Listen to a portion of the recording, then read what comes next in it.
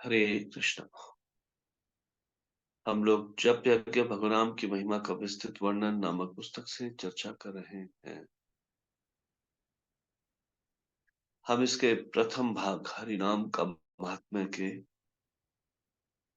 दूसरे अध्याय नाम महिमा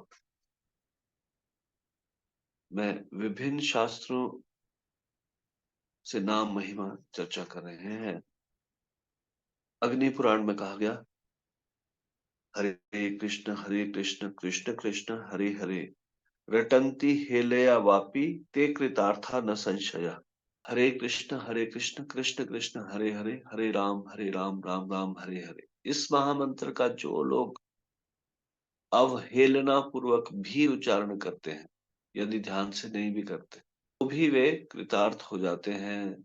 इसमें तनिक भी संदेह की गुंजाइश नहीं है।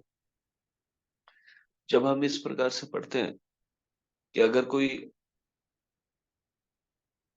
अवहेलना पूर्वक भी भगवान का नाम ले, तो भी वे कृतार्थ हो जाते हैं। तो इससे फिर हमको इस तरह से प्रोत्साहित नहीं होना चाहिए कि हम भी अगर ध्यान पूर्वक जप नहीं करेंगे तो भी कृतार्थ हो जाते हैं। मतलब फिर भी कुछ तो लाभ मिलता है, लेकिन हमारा लक्ष्य क्या है? कृष्ण प्रेम। हमारा लक्ष्य है भगवान की प्रसन्नता। तो हमें तो और भी ज्यादा ध्यान पूर्वक जप करना चाहिए। हाँ, शास्त्रों में महिमा बताई गई है, कैसे भी करके नाम लिया जाए उसका कुछ लाभ मिलेगा, और वास्तविक लाभ नहीं मिलेगा। फिर कृष्ण प्रेम की प्राप्ति नहीं होगी। कृष्ण प्रेम की प्राप्ति होगी जब हम सावधानी पूर्वक, ध्यान पूर्वक 10 नाम अपराधों से रहित होकर जप करेंगे।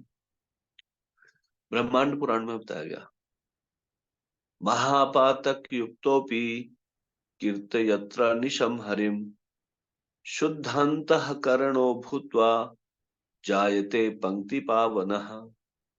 यदि महापापी भी निरंतर हरिनाम करे तो उसका अंतःकरण शुद्ध हो जाता है और वह पंक्ति पावन बन जाता है, अर्थात वह द्विजत्व प्राप्त कर पृथ्वी को पवित्र कर देता है।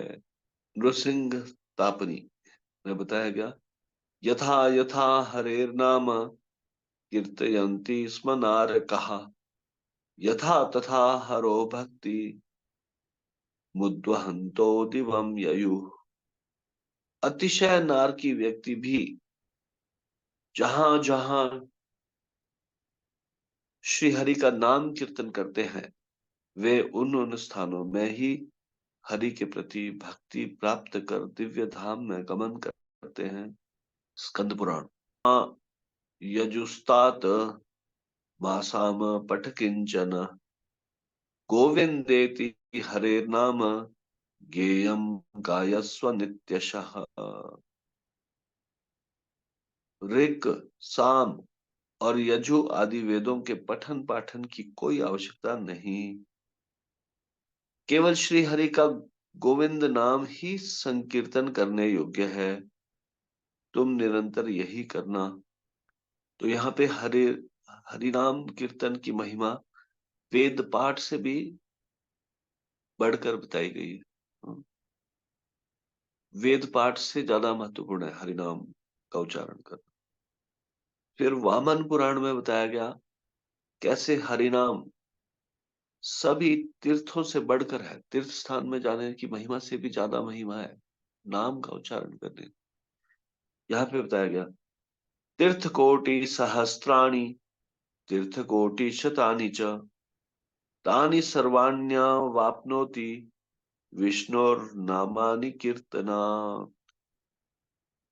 100 करोड़ या 1000 करोड़ तीर्थों में भ्रमण करने का जो फल होता है, वह सब फल केवल श्री विष्णु के नामों के कीर्तन के द्वारा ही पाया जाता है। अगर मान लीजिए शुद्ध नाम में नहीं भी पहुंचे, नामाभास में ही है, तो यहाँ पे ये बताया गया है स्कंद पुराण कि समस्त प्रकार के सत्कर्मों से अनंत गुना अधिक फलदायक है हरिनाम का नामाभास।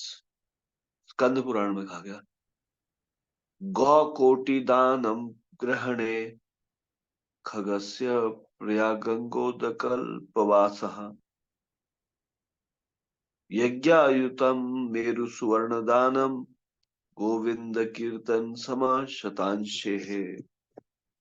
सूर्य ग्रहण या चंद्र ग्रहण के दिन कोटि गोदान, प्रयाग या गंगा तट पर एक कल्प तक का वास, हजारों यज्ञ और सुमेरु पर्वत के समान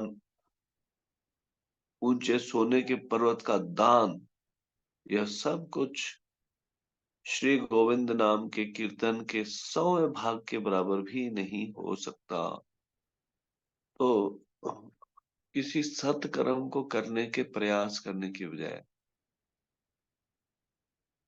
भगवान का ध्यान पूर्वक नाम जप करने का अभ्यास करना ज्यादा श्रेयस्कर है। तो आज हम यही तक चर्चा करेंगे, इससे आगे की चर्चा हम कल करेंगे।